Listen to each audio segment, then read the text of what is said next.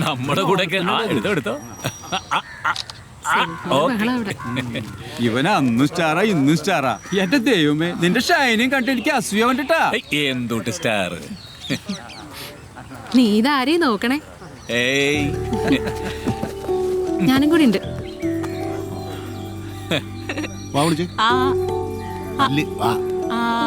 Root കനാലൊന്നും ഉണ്ട്, മര്യാദയ്ക്ക് രണ്ടു നേരം പല്ലേച്ചാ മതി. ഒന്ന് പോണോ രാജി, എല്ലാവർക്കും കൂടെ അങ്ങോട്ട് കൊടുത്തടി.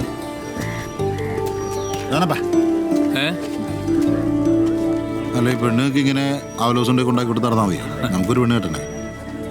നോക്കണ്ട്, ഒന്നും അങ്ങോട്ട് ശരിയാവണില്ലേ.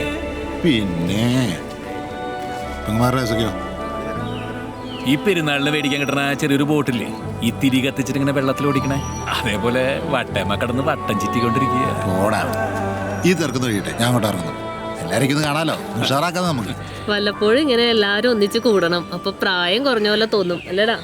അതിന് എനിക്ക് വലിയ പ്രായമായിട്ടില്ല.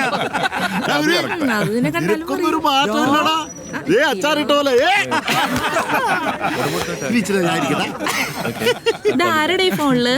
സെക്രട്ടറി അടി. നിനക്കിപ്പോ സെക്രട്ടറി ഒക്കെ ആയോ? ഞാൻ നന്നായിടി. നീ നന്നായെന്ന് പറഞ്ഞ എങ്ങനെയാ? കോഴിക്കോടൊക്കെ അടച്ചാ? നിനക്ക് എന്താടി പരിപാടി? ഞാൻ കോളേജ് ലെക്ചറാ. കോളേജ് ലെക്ചറാ? വർത്താനം പറയണ പിള്ളേരുടെ പേരെഴുതുന്ന അവളാണ് കോളേജ് ലെക്ചർ. അതങ്ങനെ സംഭവിച്ചു പോയി, എന്ത് ചെയ്യാൻ പറ്റും? ലക്ഷ്മി, ഒന്ന് വന്നേരി. അതല്ല, നിനക്കിപ്പോ എന്നിട്ട് പരിപാടി? ഞാൻ തൃശ്ശൂർ കളക്ടർ.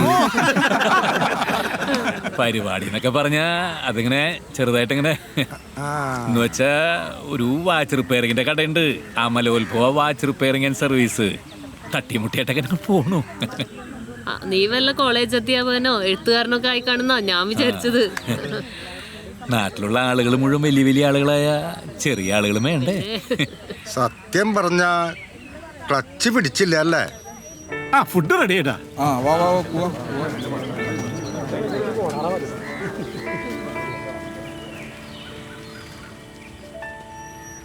മാണിക്യ കല്ലായ മാർഗം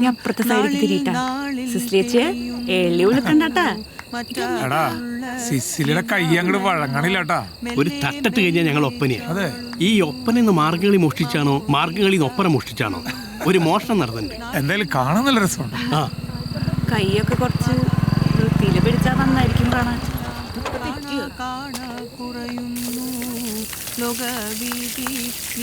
മാർഗം കണ്ടില്ലെന്ന് ചൊല്ലുന്നവരോ കണ്ടാലധികം ചീറുന്നു, കണ്ടുകൊണ്ട് ചൊല്ലാനിഷ്ടം ആരോടൊക്കെ ചീറുന്നു. മേരിയെ, ഇന്നത്തേക്ക് മതിട്ടാ, ഇനി നാളെ. നീ കഞ്ഞിയെടുത്ത് വെച്ചേ.